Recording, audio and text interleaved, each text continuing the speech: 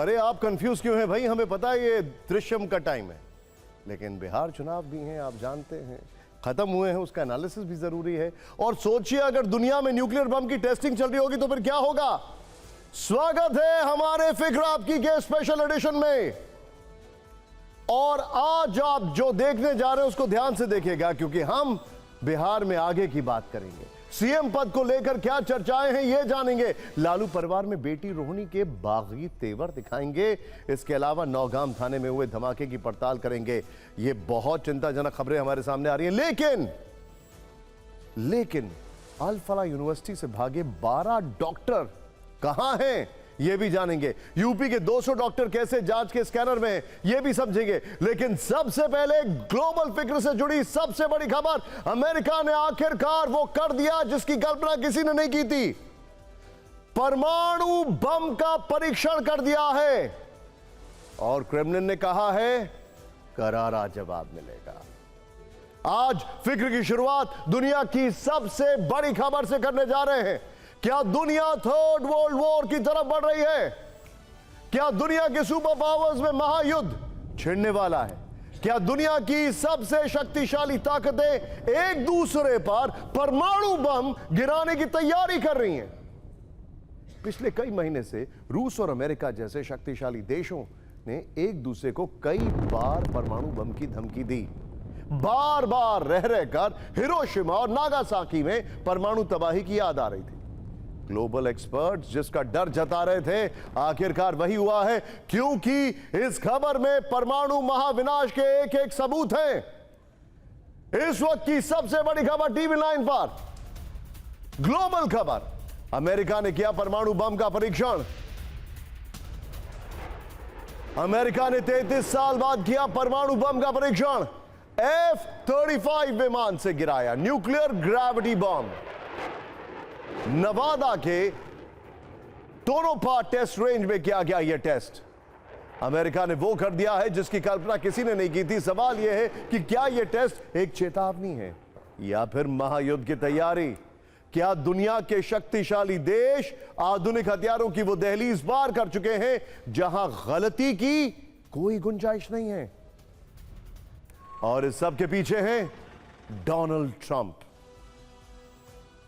Nobel Peace Prize के contender. खैर अब कंटेंडर ही है। ट्रंप ने खुद को कई बार शांति का दूत बताया है, दुनिया को दिखाने के लिए कई बार पीस समिट बुलाई है। ट्रंप ने खुद को शांति के नोबेल पुरस्कार का सबसे बड़ा दावेदार, हकदार सब बताया, लेकिन असल में ट्रंप विश्व में अशांति की सबसे बड़ी वजह बन सकते हैं। इसलिए वर्ल्ड एक्सपर्ट्स कह रहे हैं कि ट्रंप ने शांति का दिखावा करके दुनिया के साथ परमाणु छलावा किया, और परमाणु बम का टेस्ट इसके सबसे बड़ा सबूत। अमेरिका ने B6112 ग्रेविटी न्यूक्लियर बम का टेस्ट किया है। यह हिरोशिमा पर गिरे बम से 24 गुना ज्यादा शक्तिशाली है। सोचिए जरा, 24 गुना ज्यादा शक्तिशाली। B6112 बम की विनाशकारी रेंज में पूरी दुनिया है। अमेरिका ने F-35 फाइटर जेट से गिराया B6112 बम। नेवाडा के टोनोपा टेस्ट रेंज में न्यूक्लियर बम का परीक्षण किया गया। उटाहा के हिल एयरबेस से F-35 ने उड़ान भरी और 19 से 21 अगस्त के बीच किया गया यह परमाणु बम का परीक्षण। 19 से 21 अगस्त, इसकी टाइमिंग जरा ध्यान से देखिए, हम आपको बताएंगे। 2024 में अमेरिका ने इस एटम बम का लाइफ स्पैन 20 वर्ष बढ़ाया। अमेरिका ने 3 महीने पहले ही इस न्यूक्लियर बम का परीक्षण कर लिया है और दुनिया को आज ये पता चला है। सोचिए, ये वो अमेरिका है जिसके पास अपने आईसीबीएम्स को अपग्रेड करने के लिए पैसा नहीं है। वो ऐसे ग्रेविटी बम का टेस्ट कर रहा है। क्यों कर रहा है और अभी क्यों बता रहा है, ये भी बताएंगे हम आपको। ये वीडियो अमेरिका के नेवाडा स्थित टेस्ट रेंज का है, जहां सैंडिया नेशनल लेबोरेटरीज और यूएस एयरफोर्स ने एटम बम का टेस्ट किया। इस दौरान F-35 विमान से B6112 बम को छोड़ने की शक्ति और सटीकता का परीक्षण किया गया है। नेवाडा की रेगिस्तानी जमीन पर क्रेन की मदद से इस एटम बम को पहुंचाया गया। कई एक्सपर्ट्स पहले से ही इसका इंतजार कर रहे थे। रात के अंधेरे में टॉर्च की मदद से इसे बारीकी से देखा गया। इसके बाद एक गाड़ी की मदद से इस एटम बम को F-35 फाइटर जेट तक पहुंचाया गया। इसके बाद धीरे धीरे सोचिए न्यूक्लियर बम के लोडिंग की प्रक्रिया शुरू हुई। न्यूक्लियर बम के लोडिंग की प्रक्रिया बड़ी सावधानी से इस बम को फाइटर रेंज में डॉक किया गया। इसके बाद भी सैंडनिया नेशनल लेबोरेटरीज के एक्सपर्ट इस बम की जांच करते रहे। इसके बाद पायलट F-35 में सवार हुआ और फिर दिन के उजाले में इस फाइटर पायलट ने अपने साथ न्यूक्लियर बम लेकर उड़ान भर ली। इसके बाद आसमान से इस बम को नेवाडा के टेस्ट रेंज में गिराया गया। B6112 एक ऐसा बम है जिसकी कहानी किसी भी आधुनिक हथियार से ज्यादा भयभीत करने वाली है। यह एक ग्रेविटी बम है और जिस F-35 से इसे गिराया गया उसके आने का भी पता नहीं चलता है, क्योंकि ये 5th जनरेशन फाइटर जेट है। इस जेट को कोई रेडार पकड़ नहीं सकता है। बताया जा रहा है कि F-35 जेट ने स्टॉक फाइल उड़ान भरी थी।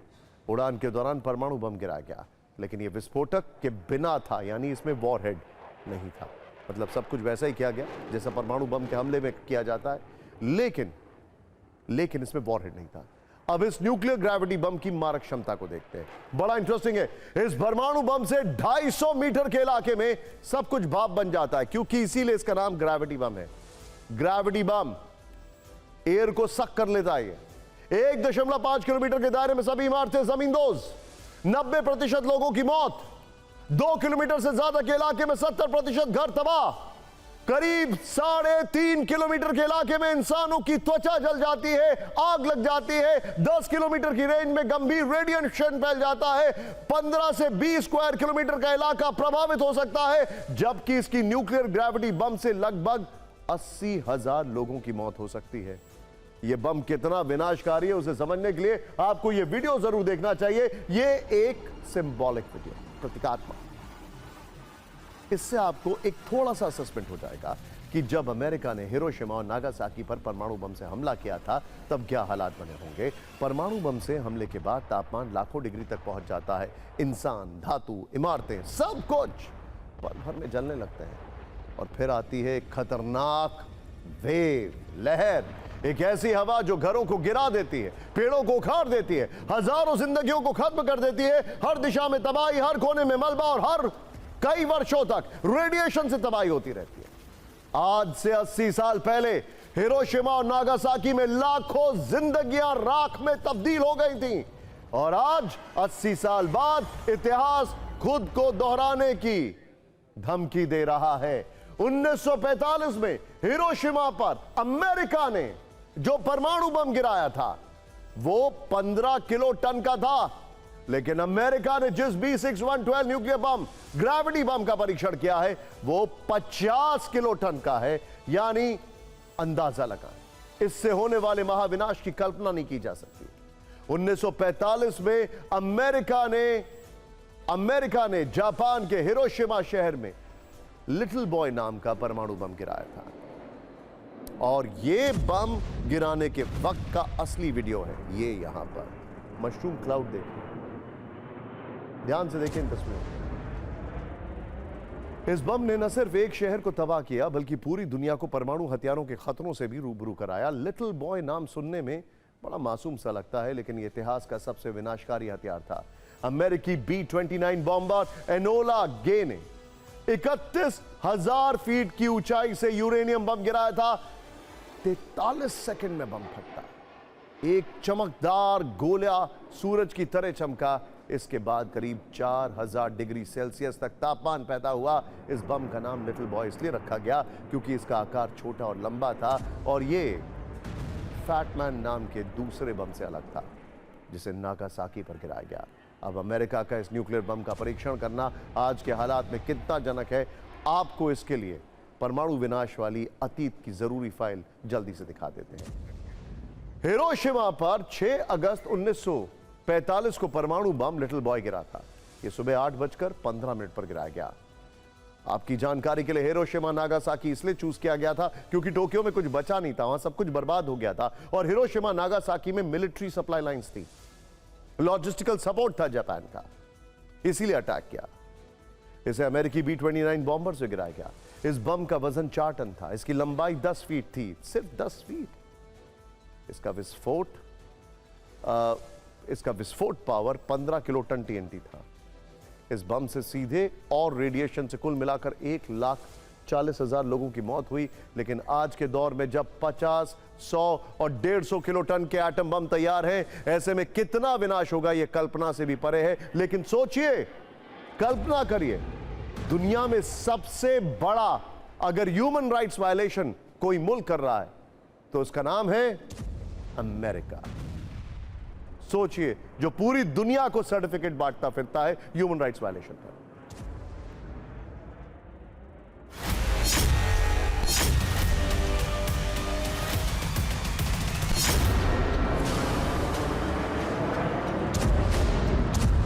तो मिसाइल जाता है, उसको कंट्रोल करके मिसाइल गिरता है, उसके ऊपर वॉरहेड होता है। न्यूक्लियर वॉरहेड हो सकता है, परमाणु वॉरहेड या नॉर्मल वॉरहेड हो सकता है। लेकिन अब ये कह रहे हैं कि ग्रेविटी का टेस्ट कर रहे हैं। ग्रेविटी का मतलब ये है कि वो मिसाइल को फायर कर देते हैं। BB-161 जो बोला आपने, वो फायर कर देते हैं, फिर वो ग्रेविटी के हिसाब से कंट्रोल्ड ग्रेविटी पे जाके अपने दुश्मन की ठिकाने पर गिरता है। ये भी अमेरिका का धरकी है।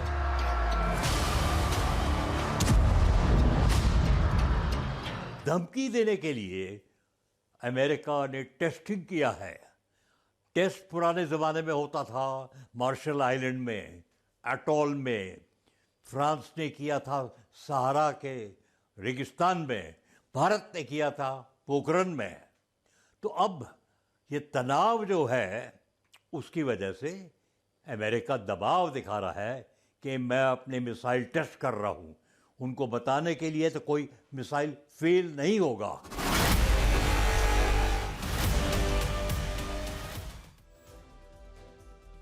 अब जरा ध्यान से देखिए, जिस बम का इस्तेमाल अमेरिका ने किया है टेस्टिंग के लिए, वो बम आपको पता है कितना खतरनाक है। लेकिन उसकी रेंज में रशिया आता है कि नहीं, ये डिपेंड करता है कि उसका प्लेसमेंट कहां पर है, उसका डिप्लॉय कहां पर किया गया है। यूरोप में कहां कहां अमेरिकी परमाणु बम तैनात हैं रशिया को टारगेट करते हुए, आइए ये देखते हैं। बेल्जियम में यूएस न्यूक्लियर बेस है जहां 15 B-61 परमाणु बम है। रूस से दूरी है 2253 किलोमीटर। अमेरिका का दूसरा न्यूक्लियर बेस पोलैंड में है जहां 10 B-61 परमाणु बम रखे गए हैं। रूस से दूरी 1223 किलोमीटर। जर्मनी में यूएस न्यूक्लियर बेस है, 15 B-61 परमाणु बम है जहां से रूस की दूरी 1836 किलोमीटर।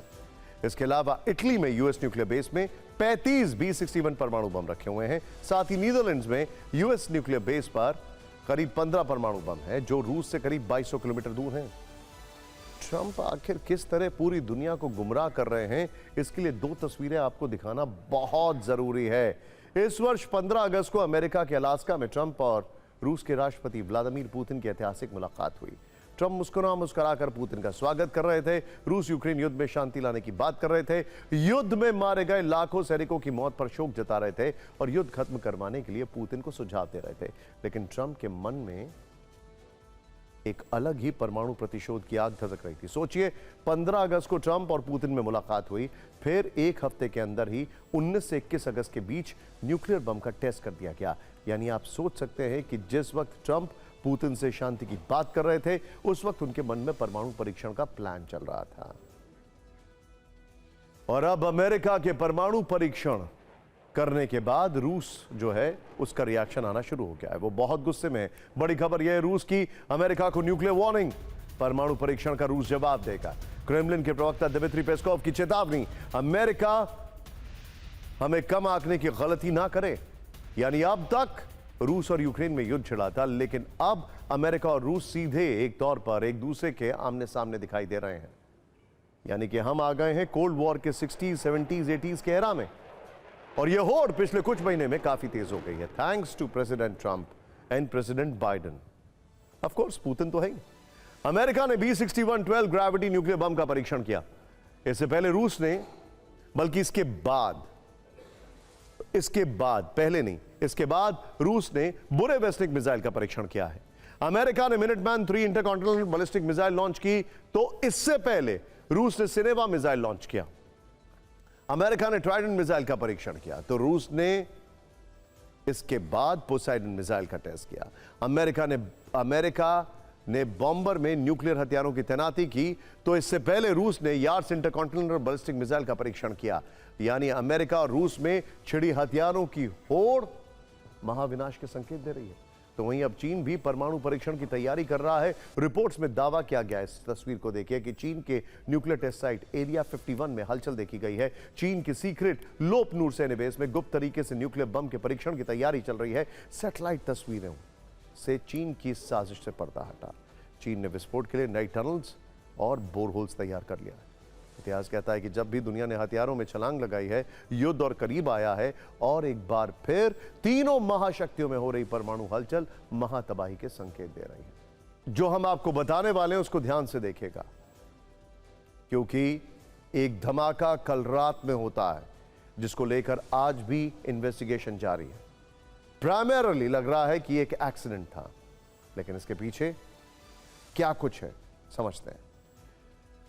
अमोनियम नाइट्रेट से होने वाला ब्लास्ट आप देख चुके हैं, और यह सुरक्षा की फिक्र बढ़ा रहा है। दिल्ली के बाद नया और दिल दहला देने वाला धमाका श्रीनगर के बाहरी इलाके नौगाम में हुआ है, जिसमें सुरक्षा बलों को काफी नुकसान पहुंचा है। सबसे पहले आपको इस धमाके से जुड़े कुछ हैरान करने वाले वीडियोस दिखाते हैं, जिन्होंने एक नई चिंता बढ़ा दी है। नौगाम में धमाके का यह वो पहला वायरल सीसीटीवी फुटेज है जिसकी चर्चा सबसे ज्यादा हो रही है। रात में 11:22 हुए थे। बहुत दूर एक भीषण धमाका होता है, आवाज इतनी जबरदस्त कि यहां के जानवर भी दहशत के मारे भागने लगते हैं। अब इसी धमाके का दूसरा एंगल, एक और सीसीटीवी फुटेज है। ये देखिए विजुअल, फ्लैश एकदम देखिए जरा। नौगाम में जब यह धमाका हुआ तो इस घर की बंद खिड़कियां भी तेज झटकों के साथ खुल गईं। ऐसा लगा मानो श्रीनगर में कोई उच्च तीव्रता का भूकंप आया। नौगाम में यह ब्लास्ट एक थाने के अंदर हुआ। धमाके के कारण थाने में खड़ी कई गाड़ियों में आग लग गई। फायर ब्रिगेड की टीम मौके पर पहुंची, आग को बुझाया जाने लगा। अंदर मौजूद पुलिसकर्मियों को बचाने के लिए तुरंत रेस्क्यू ऑपरेशन शुरू हुआ। इलाके को भी सील कर दिया गया है। नौगाम में रात को हुए धमाके के बाद थाने से सुबह की तस्वीरें भी सामने आई हैं। सिर्फ तबाही दिखाई दे रही है। थाने में पार्किंग एरिया में खड़े पुलिस के वाहन, ये देखिए, एक दो नहीं, कई सारे वाहन क्षतिग्रस्त हैं। टिन शेड जो है वो उड़ गया है। ईंटों के मलबों को देखकर यह समझ में आया कि धमाके से थाने की कोई दीवार या फिर छत जो है वो शायद महफूज नहीं बची है। नौगाम धमाके की इंटेंसिटी को आप इस तरीके से अंदाजा लगा सकते हैं। थाने के आसपास के घरों का क्या हाल हुआ होगा वो इस वीडियो में नजर आ रहा है। कई घरों की खिड़कियों के शीशे टूट गए, दरारें आ गई, नुकसान इतना ज्यादा, ये देखिए जरा। दिल्ली ब्लास्ट में 13 लोगों की मौत हुई तो नौगाम धमाके में 8 पुलिस वालों समेत 9 लोगों की मौत हो गई है। 32 लोग सीवियरली इंजर्ड हैं, जिनका आर्मी बेस और शेर कश्मीर विज्ञान संस्थान में समय इलाज चल रहा है। जम्मू कश्मीर के डीजीपी नलिन प्रभात ने बताया है कि मृतकों में एक इंस्पेक्टर, फॉरेंसिक टीम के 3 सदस्य, क्राइम ब्रांच के 2 फोटोग्राफर, 2 राजस्व अधिकारी और एक दर्जी जो है वो शामिल है। इन सभी मृतकों को आज जम्मू कश्मीर के उपराज्यपाल मनोज सिन्हा ने अंतिम श्रद्धांजलि दी है। दुख जताते हुए पीड़ित परिवारों के प्रति संवेदना जताई। यानी 4 दिन में 2 ब्लास्ट, पूरा देश सहम गया है। दिल्ली में तो आतंकी हमला हुआ था, लेकिन आपके मन में प्रश्न होगा कि नौगाम में धमाका कैसे हुआ? क्या यहां भी कोई आतंकी हमला हुआ? क्या नौगाम धमाके का दिल्ली में ब्लास्ट करने वाले आतंकियों से कोई कनेक्शन है? आपको बता दें कि यहां भी अमोनियम नाइट्रेट से धमाका हुआ।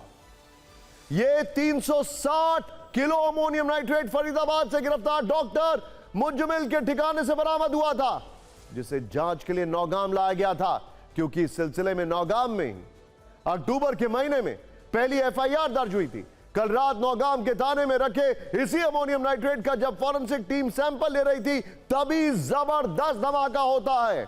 इसकी गूंज कई किलोमीटर दूर तक सुनाई दी और पूरे पुलिस स्टेशन परिसर में आग लग गई।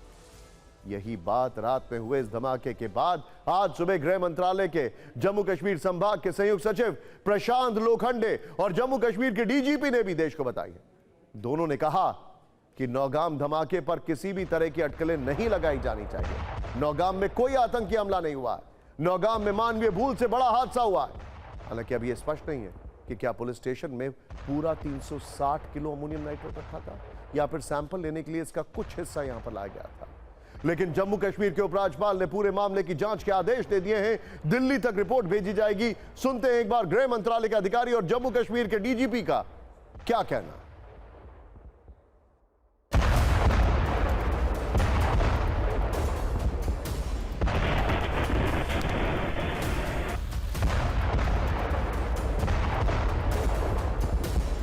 कल दिनांक 14 नवंबर की रात 11:20 पर एक दुर्भाग्यपूर्ण घटना में जम्मू कश्मीर के नौगाम पुलिस स्टेशन के अंदर एक बड़ा विस्फोट हुआ। इस दुर्भाग्यपूर्ण घटना में 9 लोगों की मृत्यु हो गई और 27 पुलिसकर्मी, 2 राजस्व अधिकारी और 3 नागरिक घायल हुए। इस घटना के कारण कि कोई अन्य अटकलें अनावश्यक है। A huge quantity of explosive substances, chemicals and reagents were also recovered from Faridabad on 9th and 10th of November 25. This recovery, like the rest of the recoveries which we have done, was transported and kept securely in the open area of police station Nowgam. As part of the prescribed procedure, the samples of the recovery had to be forwarded for further forensic and chemical examination. However, unfortunately, during this course, last night around 11:20 p.m., an accidental explosion has taken place.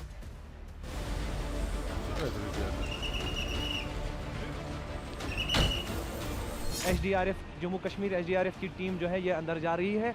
और बता दें आपको कि इसी तरीके से कल से ही ये जो एसडीआरएफ है जब से ब्लास्ट हुआ है इस नौगाम पुलिस स्टेशन में, हालांकि अभी तक पुलिस ने स्पष्ट किया है कि ये एक्सीडेंटल ब्लास्ट था जो पुलिस स्टेशन नौगाम के अंदर हुआ। धमाका इतना बड़ा था कि हम लोग जज ही नहीं कर पाए ये है क्या। देखा कि पूरा आग, तहस नहस, धुआं, गाड़ियां जल रही हैं, लोग पड़े हुए हैं, सारे शीशे टूटे। यहाँ टूटे हैं 600-700 मीटर दूर पे टूटे हैं शीशे, तो वहाँ की तो बात ही नहीं है। जो घर आसपास में है उसमें भी जख्मी हुए हैं लोग। नौगाम हादसे से पूरा देश गमगीन है। ऐसा इसलिए क्योंकि दिल्ली धमाके के जख्म अभी ताजा ही है कि अब नौगाम दहल उठा है, जिस वजह से अब इस मामले पर सियासी शोले भी भड़क रहे हैं। पॉलिटिकल अपॉर्चुनिज्म किसी भी चीज में मिल जाए।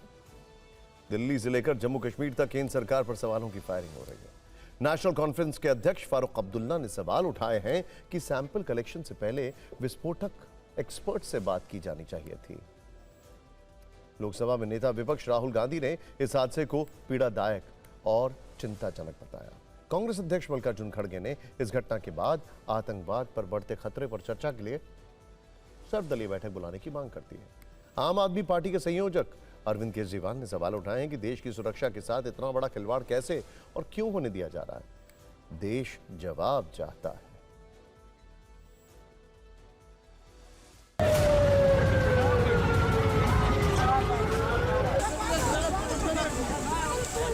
जो इस चीज़ को बेहतर समझते हैं, बेहतर जानते हैं, इन एक्सप्लोसिव्स को कैसे हैंडल करना है, हमें उनसे बात करनी चाहिए थी पहले। अभी हम दिल्ली की मुसीबत से निकले ही नहीं थे, जहां हर कश्मीरी पे उंगलियां उठाई जा रही। अब कब तक हम लोगों को इसका देना पड़ेगा? कब तक? कब वो दिन आएगा जब हमको भरोसा आएगा नहीं हम लोग हिंदुस्तानी हैं? It needs a thorough study and investigation. इसकी हाई लेवल एक इंक्वायरी जरूर होनी चाहिए कि ये कैसे हुआ, क्यों हुआ, किधर से हुआ और वजूहात क्या हैं, क्योंकि जाने गई हैं और बहुत ज़्यादा नुकसान हुआ है। सबको दुख हुआ है, ऐसा न हो आने वाले वक्त में भी हमारी दुआ है, लेकिन कोशिशें जारी रहनी चाहिए ताकि ये पता लगाया जाए कि ऐसा हुआ क्यों थाने में। सवाल यह है कि श्रीनगर के पुलिस थाने में अमोनियम नाइट्रेट कैसे फट गया, क्योंकि जो लोग अमोनियम नाइट्रेट को जानते हैं, समझते हैं, उन्हें मालूम है कि अगर अमोनियम नाइट्रेट शुद्ध रूप में है तो खतरा ना के बराबर है। इसी वजह से इसका ज्यादा प्रयोग कृषि के कामों में किया जाता है। दुनिया भर में इसका प्रोडक्शन भी इसी वजह से अधिक है। इसे कई फैक्ट्रियों में भी इस्तेमाल किया जाता है। खनन में भी इसका इस्तेमाल होता है, किसी जमीन के हिस्से को तोड़ने या फिर पत्थरों को हटाने के लिए भी इसका इस्तेमाल होता है। लेकिन यही अमोनियम तब खतरनाक बन जाता है जब इसमें कोई बाहरी पदार्थ मिलाया जाए। ऐसा करने पर यह ऑक्सीकारक के रूप में काम करता है और इसकी मात्रा जितनी ज्यादा होती है उतना ज्वलनशील होता है। आग के संपर्क में आने पर अमोनियम नाइट्रेट में विस्फोट हो जाता है। जानबूझकर किसी ईंधन या अन्य विस्फोटक पदार्थ के साथ मिलाकर इसमें विस्फोट किया जाता है। अमोनियम नाइट्रेट में तेल मिलाने पर ammonium nitrate fuel oil ANFO बनता है। इसी का इस्तेमाल खनन में होता है। कई बार यह भी देखा गया है कि अमोनियम नाइट्रेट को स्टोर करके रखा गया और अचानक धमाका हो गया। ऐसा स्टोरेज में वेंटिलेशन खराब होने से हो सकता है। भंडारण वाली जगह अगर ज्यादा गर्मी हो गई हो तो यह खतरनाक हो सकता है। इसीलिए अमोनियम नाइट्रेट को स्टोर करने की भी लिमिट होती है। ज्यादा भंडारण करना भी खतरनाक होता है। लेकिन नौगाम के थाने में अमोनियम नाइट्रेट में धमाका कैसे हुआ, इसके बारे में पता तब चलेगा जब विस्तृत रिपोर्ट सामने आएगी। फिलहाल सुनते हैं एक्सपर्ट्स क्या कह रहे हैं। अमोनियम नाइट्रेट से कोई भी विस्फोट 3 परिस्थितियों में होता है। तो सबसे पहले तो उच्च तापमान, अगर आपने ANFO को यानी अमोनियम नाइट्रेट फ्यूल ऑयल को हाई टेम्परेचर पर रख दिया तब भी ये परिस्थिति उत्पन्न हो जाएगी। या तेज आग, जहां पर आग ऑलरेडी जल रही है या थोड़ी सी आग जला दी उसके पास में, तो ये बहुत तेजी से ऑक्सीडाइज करेगा उस फ्यूल को और बहुत तेज विस्फोट करेगा। दूसरी परिस्थिति है कि किसी ईंधन की मौजूदगी, ईंधन जैसे कि मैंने कहा फ्यूल ऑयल यानी कि डीजल, पेट्रोल, केरोसिन या ऐसा ही कोई फ्यूल ऑयल, कोई भी ऑयल बेस्ड कंपाउंड हो सकता है, तो उस ईंधन की मौजूदगी भी होना बहुत जरूरी है। और तीसरी सबसे महत्वपूर्ण चीज है एक डेटोनेटर या इनिशिएटर। खाली आग जलाने से विस्फोट नहीं करेगा, यानी कि इसको शॉक वेव, कुछ शॉक चाहिए, यानी कि एक डेटोनेटिंग डिवाइस की जरूरत बहुत ही ज्यादा आवश्यक है। अमोनियम नाइट्रेट एक किस्म का, आप जानते हैं, फर्टिलाइजर की तरह यूज भी होता है। इसमें अगर अगर कोई स्पार्क मारें, आग लग जाए तो उससे ब्लास्ट हो सकता है। डेटोनेटर के साथ हो जाएगा, पेट्रोल के साथ, मैंने दोनों चीजें कही। ट्रिगर डेटोनेटर ट्रिगर करता है। और मैंने आग की बात करी, आग पेट्रोल एकदम आग पकड़ेगा, तो आग जैसे ही आई तो ये ब्लास्ट करेगा। फरीदाबाद वाले विस्फोटक से कश्मीर में धमाका हो गया तो दिल्ली में लाल किला ब्लास्ट की जांच में हैरान करने वाली थ्योरी पता चल रही है। धीरे धीरे यह साफ होता जा रहा है कि मसूद अजहर ने आतंक के डॉक्टर मॉड्यूल से भारत को दिलाने की एक बड़ी साजिश प्लान कर रखी थी। जांच के दौरान जो जो नई जानकारी आई है उस पर हमने फिक्र की एक फाइल तैयार की है, जिसमें एक चैप्टर धमाके से पहले पार्किंग में 3 घंटे तक इंतजार करने वाले डॉक्टर उमर पर है। अब देखिए, धीरे धीरे जो जानकारी आ रही है उससे पता चल रहा है कि इसी 3 घंटे में बम बनाया गया था। दूसरा चैप्टर अल फलाह यूनिवर्सिटी से जुड़ा है। सूत्रों के मुताबिक इस यूनिवर्सिटी के 15 डॉक्टर गायब हो गए। सवाल है कि अचानक गायब हुए ये डॉक्टर भी कहीं उसी टेरर मॉड्यूल का हिस्सा तो नहीं। इसके बाद आपको उत्तर प्रदेश में वो शक का वो स्कैनर दिखाएंगे जिसके रेडार पर 200 से ज्यादा डॉक्टर बताए जा रहे हैं। सुरक्षा एजेंसियों के पास इनकी लिस्ट है। लेकिन पहले दिल्ली ब्लास्ट के 5 दिन बाद सामने आए नए वीडियो जो सोशल मीडिया तक ट्रेंड कर रहे हैं। यह सीसीटीवी वीडियो लाल किले के पास अंडरग्राउंड मेट्रो स्टेशन का है, जिसमें साफ दिख रहा है कि यह धमाका कितना जबरदस्त था। धमाके का असर जमीन के 40 फीट नीचे तक हुआ, लेकिन इसकी जांच का सबसे ज्यादा असर अल फलाह यूनिवर्सिटी पर हो रहा है, क्योंकि इस यूनिवर्सिटी के 3 डॉक्टरों उमर, मुज्जमिल और शाहीन का नाम सीधा सीधा इस ब्लास्ट, दिल्ली ब्लास्ट से जुड़ा है। डॉक्टर मुज्जमिल की गिरफ्तारी के बाद ही विस्फोटक बरामद हुआ था। जांच के दौरान एजेंसियों ने मुज्जमिल के कॉल डिटेल्स की जांच की। इससे जांच एजेंसियों को यह पता चला है कि अल फलाह यूनिवर्सिटी के कई डॉक्टर्स ऐसे थे जो मुज्जमिल के लगातार संपर्क में थे। अब सूत्रों के हवाले से खबर है कि जब इन डॉक्टरों से संपर्क करने की कोशिश की गई तो उनका फोन स्विच ऑफ है। इसके बाद जब उन डॉक्टरों से पूछताछ के लिए एक टीम अल फलाह यूनिवर्सिटी पहुंची तो वहां से 15 डॉक्टर गायब हैं। ऐसे में जांच एजेंसियों को शक है कि इस यूनिवर्सिटी से जुड़े और भी डॉक्टर जैश के नेटवर्क का हिस्सा हो सकते हैं। सिर्फ अल फलाह यूनिवर्सिटी नहीं, देश के अलग अलग राज्यों में कई डॉक्टर से पूछताछ हो रही है। बताया जा रहा है कि उत्तर प्रदेश में भी करीब 200 डॉक्टर्स जांच एजेंसियों के स्कैनर पर हैं। इनमें से ज्यादातर कश्मीर मूल के हैं। सूत्रों के अनुसार ये डॉक्टर और मेडिकल स्टूडेंट्स डॉक्टर शाहीन और डॉक्टर उमर मोहम्मद के संपर्क में रहे हैं। पता चला है कि डॉक्टर शाहीन यूपी में काम करने वाले 30 से 40 डॉक्टर्स के संपर्क में थी। सुरक्षा एजेंसियों ने ऐसे डॉक्टर्स की एक लिस्ट तैयार की है। अब एक एक कर सबसे पूछताछ की जा रही है। मामले के तार कश्मीर, उत्तर प्रदेश और हरियाणा के साथ साथ विदेशों से भी जुड़े हैं। पूछताछ के लिए यूपी एटीएस की एक टीम दिल्ली में है तो दूसरी टीम श्रीनगर जाने की तैयारी में है।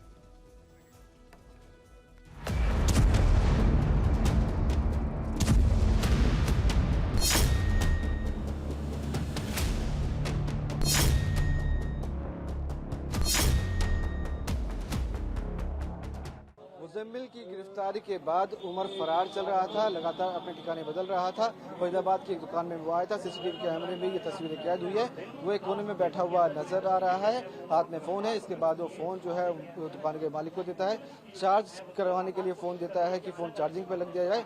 वो वहाँ पर बैठा हुआ नजर आ रहा है। दुकान के मालिक का कहना है कि वो काफी घबराया हुआ था।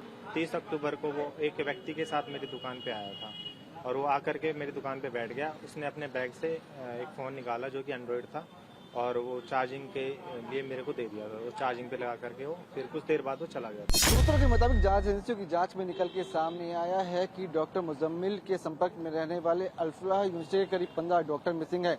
दरअसल मुजम्मिल की गिरफ्तारी के बाद जब उसकी सीआर डिटेल निकाली गई तो 15 नंबर ऐसे थे जो कि स्विच ऑफ थे, जिनका संबंध अल-फलाह यूनिवर्सिटी से था। ये सभी डॉक्टर बताए जा रहे थे। जिसके बाद जांच एजेंसी अल-फलाह यूनिवर्सिटी पहुंची तो सभी लोग गायब पाए गए। दिल्ली में लाल किले के पास धमाके में आज एक और चौंकाने वाली जानकारी सामने आई है। बताया जा रहा है कि धमाके से पहले लाल किले की पार्किंग में ही बम बनाया गया। सोचिए, इस देश की पार्किंग लॉट में बम बनाए जा रहे हैं।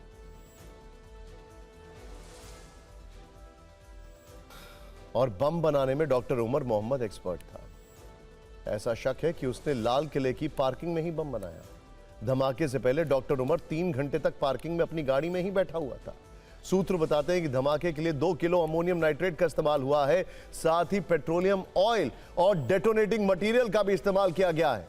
सुरक्षा एजेंसियों को इस पूरे आतंकी नेटवर्क की और अहम कड़ी का पता चला है। एजेंसियों को अब कश्मीर के काजी कुंड के रहने वाले डॉक्टर मुजफ्फर की तलाश है। डॉक्टर मुजफ्फर सहारनपुर से गिरफ्तार डॉक्टर आदिल का बड़ा भाई है। कहा जा रहा है कि वो अगस्त में भारत छोड़कर दुबई चला गया। अब उसके खिलाफ रेड कॉर्नर नोटिस जारी किया गया है। सूत्रों के मुताबिक मुजफ्फर ही भारत के आतंकी मॉड्यूल और पाकिस्तान के हैंडलर्स के बीच का लिंक है, जो 2022 में तुर्की भी गया था, जहां उसने जैश के हैंडलर उकाशा से मुलाकात की थी।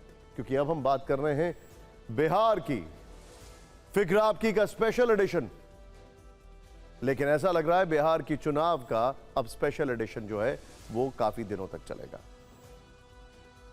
बिहार के नतीजों ने जो दुख महागठबंधन को दिया है, उसके साइड इफेक्ट्स अब लालू परिवार में दिखने लगे हैं।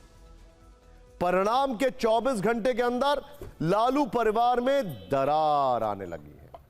अपनी किडनी देकर लालू यादव की जान बचाने वाली उनकी बेटी रोहिणी आचार्य इतनी नाराज हैं कि उन्होंने परिवार से नाता तोड़ लिया। वो भी ऐसे वक्त में जब पार्टी और परिवार दोनों बुरे वक्त से गुजर रहे हैं। बिहार में आरजेडी सिर्फ 25 सीटें जीत पाई है। इसका दर्द कितना पीड़ा दे रहा है, ये आप इस पोस्ट में देख सकते हैं। तेजस्वी की बहन रोहिणी ने दोपहर 2:42 पर यह पोस्ट शेयर किया है। सिर्फ 2 लाइनें लिखी हैं जिनमें गहरे संदेश छिपे हैं, गुस्सा भी साफ झलक रहा है। उन्होंने लिखा है वो राजनीति से संन्यास ले रही हैं और अपने परिवार से दूरी बना रही हैं। रोहिणी ने दावा किया है कि यह कदम संजय यादव और रमीज के दबाव में उठाया। उन्होंने यह भी लिखा है कि पूरा दोष वो स्वयं पर ले रही हैं। कल की डिफीट के बाद वैसे संजय यादव जो हैं वो काफी ज्यादा टारगेट पर हैं आरजेडी के कार्यकर्ताओं पर के सोशल मीडिया पर। खैर, इतना लिखकर रोहिणी का सोशल मीडिया हैंडल साइलेंट हो गया, लेकिन बिहार की राजनीति में तूफान आ गया। संजय यादव और रमीज कौन है जिनसे रोहिणी इतनी आहत है, ये हम आपको आगे बताएंगे। लेकिन फिलहाल सीन अब कुछ ऐसा है कि चुनाव से पहले लालू यादव ने तेज प्रताप को पार्टी और परिवार से बेदखल कर दिया। चुनाव के बाद उनकी बेटी ने राजनीति और परिवार छोड़ने का ऐलान कर दिया। बीजेपी, जेडीयू समेत कई राजनीतिक दल लालू परिवार के जख्म पर नमक छिड़क रहे हैं, जबकि आरजेडी खामोश है। जाहिर है मामला लालू परिवार से जुड़ा है, इसीलिए थोड़ी सावधानी बरत रहे होंगे। लेकिन रोहिणी ने अभी अभी अपना रिएक्शन दे दिया है, आप ही सुनिए। नहीं, मेरा कोई परिवार नहीं है। अब ये जाकर के आप संजय, रमेश, तेजस्वी यादव से पूछिए, मेरा कोई परिवार नहीं है। वही लोग निकाला है हमको परिवार से, क्योंकि रिस्पॉन्सिबिलिटी लेना नहीं है उनको। पूरा दुनिया बोल रहा है जो चाणक्य बनेगा, तो चाणक्य से आप सवाल पूछिएगा। जब कार्यकर्ता चाणक्य से सवाल कर रहा है, पूरा देश दुनिया सवाल कर रहा है कि पार्टी का ये ऐसा हाल क्यों हुआ। अब जब संजय, रमेश, इन लोग का नाम लीजिए तो आपको घर से निकाल दिया जाएगा, आपको बदनाम किया जाएगा, आपको गाली दिलवाया जाएगा, आपके ऊपर चप्पल उठा करके मारा जाएगा।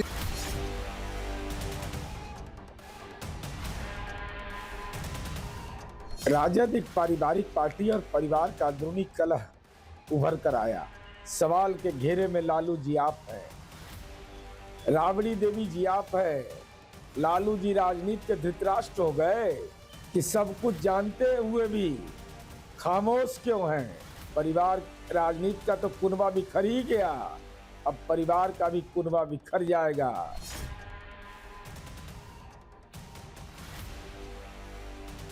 जिस तरह से परिवार में लगातार और एक दो व्यक्ति के कारण लालू जी का परिवार बिखरता जा रहा है, टूटता जा रहा है, किसी को भी अच्छा नहीं लगेगा। और मैं भी चाहता हूं कि जो परिवार बिखर रहा है, टूट रहा है, और किसी व्यक्ति के चलते अगर बिखर रहा है, टूट रहा है, तो ये उचित नहीं है। एक जमाना था जब पॉलिटिकल पार्टीज किसी और पॉलिटिकल पार्टीज के इंटरनल मैटर या उनकी फैमिलीज के बीच में बोलने से बचते थे, लेकिन अब खैर लालू परिवार में रोहिणी विवाद का चैप्टर 55 दिन बाद दोबारा खुला है। इससे पहले 18 सितंबर को भी उन्होंने सोशल मीडिया पर संजय यादव को ही टारगेट किया था। तब रोहिणी ने प्रचार बस में तेजस्वी की सीट पर संजय यादव के बैठने को लेकर सवाल उठाया। पिछले साल छपरा से लोकसभा चुनाव हारने के बाद से रोहिणी आचार्य संजय यादव से खफा हैं। तेज प्रताप प्रकरण में भी वो कहीं ना कहीं तेजस्वी के संजय को ही दोषी मानती हैं। खुद तेज प्रताप ने उनका नाम जयचंद रखा है। रोहिणी को लगता है कि पार्टी के नेता, कार्यकर्ता और तेजस्वी यादव के बीच संजय यादव बैरियर बन गए। इस तरह परिवार और तेजस्वी के बीच भी उन्हीं को बैरियर माना जा रहा है। रोहिणी और तेज प्रताप दोनों संजय यादव के खिलाफ हैं। अब बिहार चुनाव परिणाम के बाद एक बार फिर रोहिणी ने संजय यादव पर उंगली उठाते हुए परिवार को ही बाय बाय बोल दिया। वैसे ऐसी खबरें थी कि रोहिणी विधानसभा चुनाव लड़ना चाहती थी, लेकिन टिकट नहीं मिलने से वो नाराज हो गई थी। ऐसे में दुखी मन से ही सही उन्होंने प्रचार तो किया, लेकिन रिजल्ट आते ही उनके गुस्से का गुब्बारा जो है वो फट गया। खैर, कुल मिलाकर तस्वीर यह है कि चाहे रोहिणी हो या तेज प्रताप, दोनों का टारगेट संजय यादव है। तो कौन है संजय यादव जिनके चलते लालू परिवार तक में दरार आ गई है? कौन है वो संजय यादव जो कल चुनाव हारते ही बुरी तरीके से कार्यकर्ताओं के टारगेट पर आ गए? संजय यादव इस वक्त तेजस्वी के परम मित्र और सबसे करीबी माने जाते हैं। आरजेडी से राज्यसभा सांसद तेजस्वी के करीब सभी कार्यक्रमों में देखे जाते हैं। संजय यादव हरियाणा के महेंद्रगढ़ जिले के हैं, लेकिन बिहार की राजनीति में उनकी काफी दखल है। संजय यादव 2012 में आरजेडी से जुड़े, इसके बाद वो धीरे धीरे तेजस्वी के करीब आ गए। आज की तारीख में वो उनकी परछाई की तरह हैं। रोहिणी के संजय के अलावा रमीज का भी उन्होंने नाम लिया। विवाद वाले एपिसोड में ये एकदम नया नाम सामने आया। जो फोटो अभी आप अपनी स्क्रीन पर देख रहे हैं, ये वही रमीज हैं जिनका नाम रोहिणी ने लिया है। पूरा नाम है रमीज नेमत खान। रमीज मूल रूप से यूपी में बलरामपुर जिले के रहने वाले हैं। संजय हरियाणा के और ये यूपी के। वो क्रिकेट के दिनों से तेजस्वी यादव के दोस्त हैं। संजय यादव की एंट्री के 4 साल बाद 2016 में वो आरजेडी से जुड़े। शुरुआत में वो डिप्टी सीएम ऑफिस में बैकडोर का काम देखते थे। इसके बाद रमीज तेजस्वी यादव के दफ्तर से जुड़ गए। रमीज बलरामपुर के पूर्व सांसद रिजवान जहीर के दामाद हैं। बिहार में इस वक्त सबसे बड़ा सवाल है कि मुख्यमंत्री कौन होगा। अब अलग चैप्टर की बात कर रहे हैं। राजनीतिक गलियारों में यह चर्चा है कि नीतीश कुमार ही रिपीट होंगे या कोई नया और सरप्राइजिंग चेहरा सामने आ सकता है। वैसे भी बीजेपी सरप्राइज देने वाली पार्टी मानी जाती है, तो क्या बिहार में ऐसा ही कुछ होने वाला है? खैर, ये सब सवाल हैं जिनके जवाब आपको मिल ही जाएंगे एक दो दिन में। लेकिन आज सरकार गठन को लेकर पटना से दिल्ली तक काफी हलचल रही। मुलाकातों का सिलसिला चल पड़ा है, जिसकी क्रोनोलॉजी समझना जरूरी है। आज दोपहर 12 बजे केंद्रीय मंत्री चिराग पासवान खुद सीएम हाउस पहुंचे। उन्होंने नीतीश कुमार से मुलाकात की। मुलाकात में दोनों हंसते मुस्कुराते दिख रहे हैं। ये सारी तस्वीरें आप देखते रहिएगा, क्योंकि एक सवाल है यहाँ पर। इस मीटिंग में काफी गर्मजोशी नजर आई, कम से कम फोटो में तो यही दिख रहा है।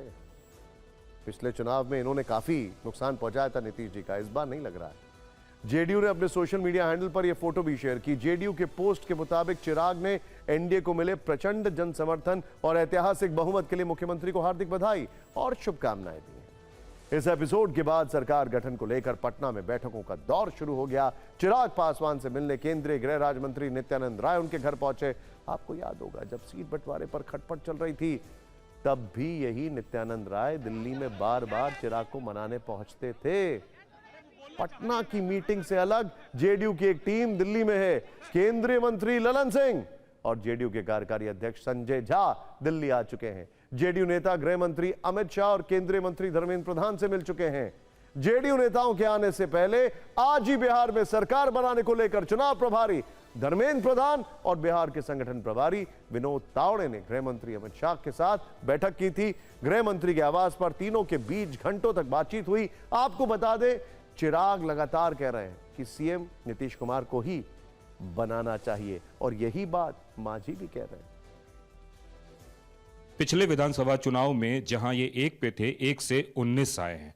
चिराग, इसकी सबसे बड़ी वजह क्या देखते हैं आप? जीरो विधायक वाली पार्टी पर विश्वास करके 29 सीटें दे देना, और 29 में से भी वो सीटें जो 26 हम लोगों ने एक लंबे समय से एनडीए गठबंधन ने नहीं जीती थी।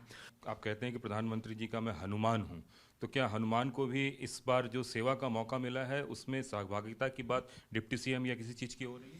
पुनः मैं दोहराऊंगा, ये सारी बातें विदिन द अलायंस हम लोग करेंगे।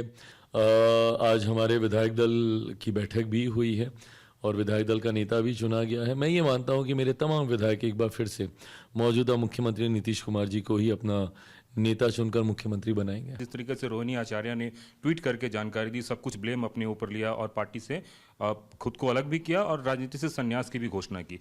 हाँ, ये दुखद ज़रूर है कि जिस तरीके से पहले बड़े भाई और अब बहनों के बीच में भी ये चीज़ें देखने को मिल रही हैं। उम्मीद करता हूँ और प्रार्थना करता हूँ कि जल्द से जल्द सब सामान्य हो जाए। कि ये देखिए, बिहार चुनाव बड़ा इंटरेस्टिंग रहा है कुल मिलाकर। इस चुनाव में एक चेहरा जिसकी सबसे ज्यादा चर्चा थी चुनाव से पहले, वो गायब ही हो गया है। कोई बयान नहीं दे रहा है, सामने नहीं आ रहा है। वो है प्रशांत किशोर। और दूसरा चेहरा, जब वो पहली बार बिहार में पिछली बार जीते थे अच्छे से, ठीक ठाक तरीके से, तब फ्लूक माना गया था। लेकिन इस बार रिपीट टेलीकास्ट है। बात कर रहे हैं असदुद्दीन ओवैसी की। एआईएम के अध्यक्ष असदुद्दीन ओवैसी, जिनका अपना स्कोर तो 5 रहा, लेकिन 7 सीटों पर महागठबंधन और 1 सीट पर जेडीयू का गेम खराब कर दिया। उनकी पतंग ने औरों की पतंगें काट दी।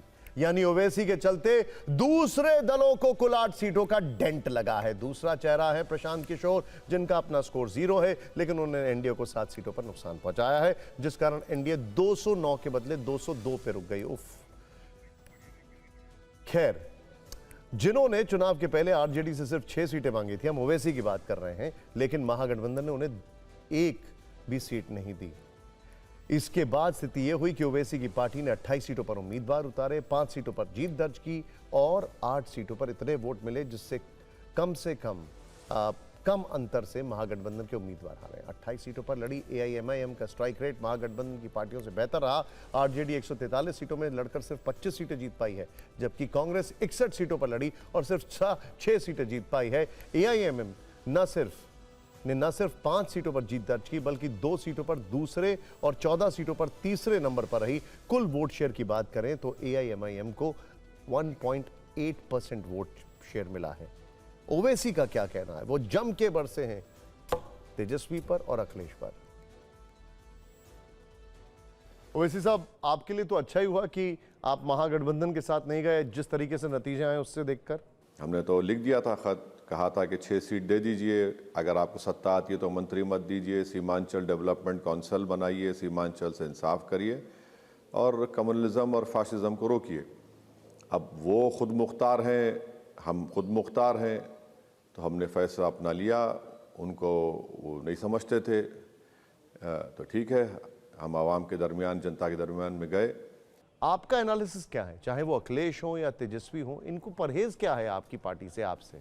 इनको प्रॉब्लम आता है लफ्ज़ मुसलमान से, इसलिए कि वे इन्होंने हमेशा ये मुसलमानों को वोटर समझा, एटीएम समझा, और उनको यही उनके दिमाग में डाल दिया कि देखो हम तुम्हारे मसीहा हैं, हम ही तुम्हारी जान माल, तुम्हारी मस्जिद, तुम्हारी इबादत गाहें और तुम्हारे घर की हिफाजत करेंगे। तुम्हारा काम इतना है कि तुम हमारे लिए दरी बिछाओ, हमको निकल कर वोट डालो। हम इसको कबूल नहीं करते।